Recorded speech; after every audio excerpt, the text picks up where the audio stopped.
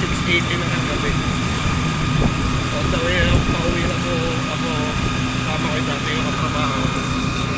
Pauwi na po kami ng Kabuyao. Galing po kami dun sa kasamaan namin dati sa dati kong pinapasukan. So ayun, wala pong service ngayon at si Ayuda ay may tama yung makina.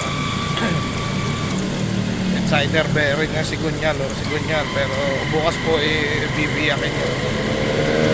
I-check po namin kung ano yung talaga yung sira ni Ayuda.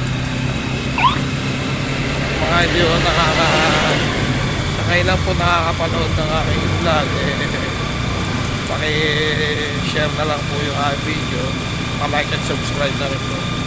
Malaking bagay na po sa akin ito sa kagaya ko nag-uumpisa sa vlogging. So yun lang, medyo maulan po ngayon at ang kinagandaan mo hindi po ma-traffic kasi dito sobrang traffic po talaga dito, lalo na pagka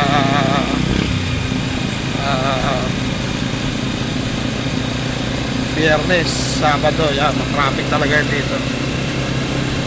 Nakaling ko ng umaga. So ngayon naman Thursday, so wala masyadong swimming. Sa tingin ko wala rin talaga. Meron po tayong bagyo na paparating. So ayun,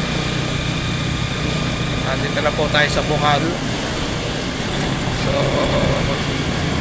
update na lang po ako mamaya pag uwi ko po, no? Sige, at maraming salamat po.